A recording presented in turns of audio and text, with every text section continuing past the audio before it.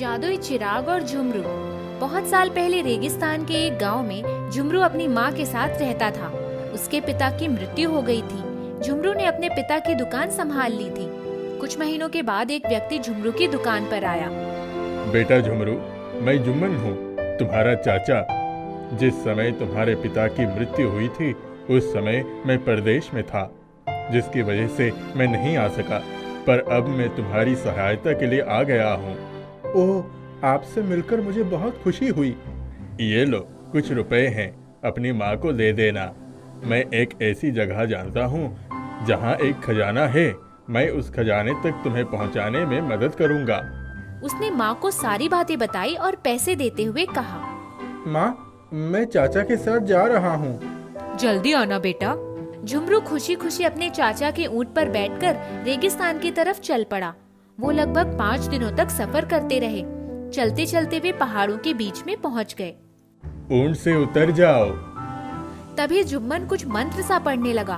कुछ समय बाद जमीन फटने लगी और एक बड़ा सा पहाड़ दिखाई पड़ा, जिसके ऊपर ही एक जगमगाती हुई अंगूठी रखी थी। झुमरू बहुत ज्यादा डर गया। वो समझ गया कि ये तो कोई जादूगर है। तुम ये अंगूठी पहन लो, ये तुम्हें हर मुश्किल से बचाएगा। जुम्मन ने फिर से कुछ जादुई मंत्र बोले। बड़ा पहाड़ वहाँ से हट गया और सीढ़ियाँ नजर आई। तुम यहाँ से अंदर चले जाओ, पर ध्यान रखना तुम किसी भी चीज को हाथ भी नहीं लगाना। तुम्हें एक पित्तल का चमकीला चिराग दिखाई देगा, वही चिराग लाना। झुमरू डरता हुआ सीढ़ियों के नीचे चला गया। वहाँ सभी दीवारें सोने की थी। बाहर की तरफ एक मैदान था जिसमें ढेरों फल लगे थे। ओह, बहुत भूख लगी है, पहले फल तोड़कर खा लूं। उसके आश्चर्य का ठिकाना न रहा। उसने जैसे ही फल तोड़े, सब हीरे मोती में बदल गए। झुमरू वापस अंदर चला गया। काफी दूर जाकर सामने ही एक पीतल का चमकता हुआ चिराग दिखाई पड़ा। अरे वाह, ये तो बहुत खूबसूरत चिराग है। वो जल्दी से चिराग लेकर वापस आ गया। जैसे ही वो सीढ़ियों के पास पहुंचा, हाँ, अब ये चिराग मुझे दे दो। ये जादूगर मेरे साथ धोखा कर रहा है। वो चिराग लेकर उसे अंदर ही छोड़ देगा। ये विचार आते ही उसने जुम्मन को चिराग देने से मना कर दिया। जुम्मन ने क्रोधित होकर कुछ मंत्र पढ़े और बड़े से पहाड़ से फिर दरवाजा बंद कर दिया। झुमरू अंदर फंस गया। अब मैं क्या करूं? उसका हाथ अचानक जादुई अंगूठी पर पड़ा। वो तुरंत अपने घर आ गया। झुमरू की माँ ने जैसे ही झुमरू को देखा, वो दौड़ते हुए झुमरू के पास आई। बेटा, इतने दिन तक तू कहाँ था? झुमरू ने हीरे और मोतियों से भरे थैले माँ को दिखाए और माँ को सारी बातें बताई। उसकी माँ ने देखा कि चिराग बहुत ज्यादा पुराना हो गया है। दे, इस चिराग को साफ कर देती हूँ, ये चमकने लगेगा। जब माँ ने चिराग को साफ करने के लिए रगड़ा तो अचानक से चिराग में से एक जिन बाहर आया। हुक्म मेरे आका, मैं आपका गुलाम हूँ। बोलो, आपको क्या चाहिए? झुमरू और उसकी माँ दोनों उसे देखकर पहले तो डर गए, पर थोड़ी ही देर में उस जिन ने उनका डर खत्म कर दिया। फिलहाल तो बहुत भूख लगी है। जो हुक्म मेरे आका। तुरंत अलग अलग तरह के लजीज पकवान हाजिर हो गए। झुमरू और उसकी माँ ने पेट भर खाना खाया। जिन हमेशा उनके आगे पीछे ही रहता। जैसे ही कोई बात मुंह से निकलती, तुरंत पूरी कर देता। एक दिन झुमरू बाजार घूम रहा था, तभी घोषणा हुई। सुनो सुनो, राजकुमारी इस जगह से जाने वाली है, इसीलिए सभी लोगों से बाजार खाली करने के लिए कहा जा रहा है। झुमरू उत्सुकतावश पेड़ की डालियों में छुप गया। राजकुमारी की खूबसूरती देखकर, ओह, ये तो बला की खूबसूरत है। मुझे राजकुमारी से ही शादी करनी है। वो दौड़ता हुआ घर आया। माँ, मुझे राजकुमारी से शादी करनी है। बेटा, वह एक राजकुमारी है, तू उससे शादी नहीं कर सकता। माँ, मुझे उसी राजकुमारी से शादी करनी है। तुम मेरी शादी का प्रस्ताव लेकर राजा के पास जाओ और उपहार के तौर पर कुछ हीरे और जेवरात की पोटली लेती जाना। उसकी बात मानकर झुमरू की माँ राजा के दरबार में गई। हुजूर जान बख्श दे, मैं कुछ निवेदन करना चाहती हूँ। मेरा बेटा राजकुमारी को बहुत पसंद करता है और वो राजकुमारी से शादी करना चाहता है। उसने उपहार के तौर पर लाए हुए हीरे जवाहरात दिखाए। तुम्हारा गरीब बेटा मेरी राजकुमारी के लायक नहीं है, पर हमने अपनी जिंदगी में आज तक इतने चमकते हुए हीरे जेवरात नहीं देखे। इसीलिए हमारी एक शर्त है, 40 थाली भरकर हीरे जेवरात लेकर आओ। तब देखेंगे।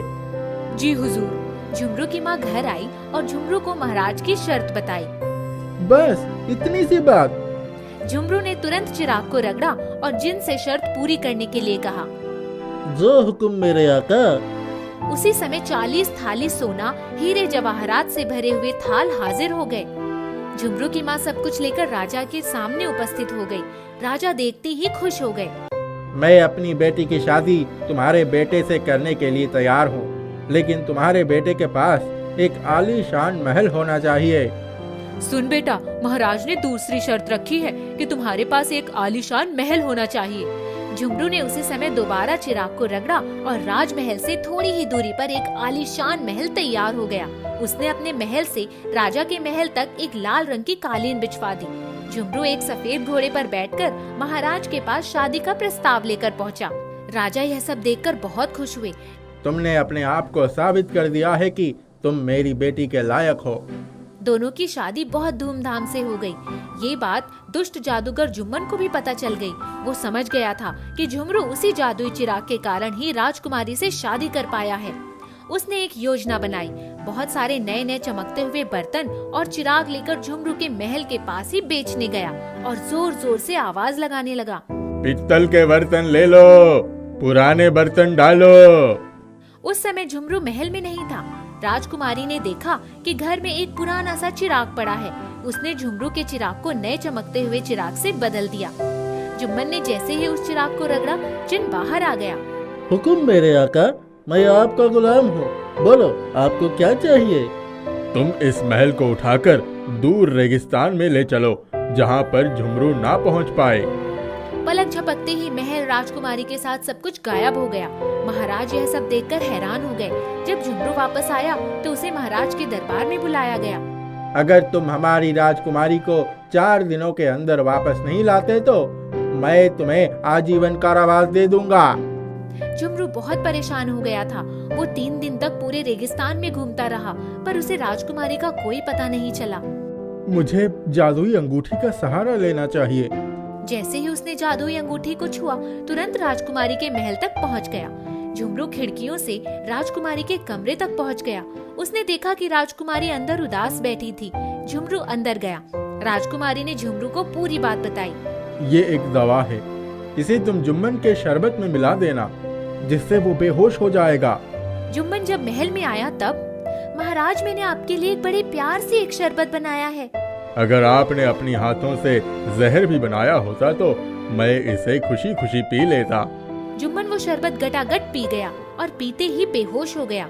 झुमरू आया और उसने जुम्मन की जेब से चिराग निकाला। उसको रगड़ते ही जिन बाहर आ गया। जो हुक्म मेरे आका, मैं आपका गुलाम हूँ। इस जादूगर को बहुत दूर छोड़ आओ और महल को वापस अपने स्थान पर स्थापित कर दो।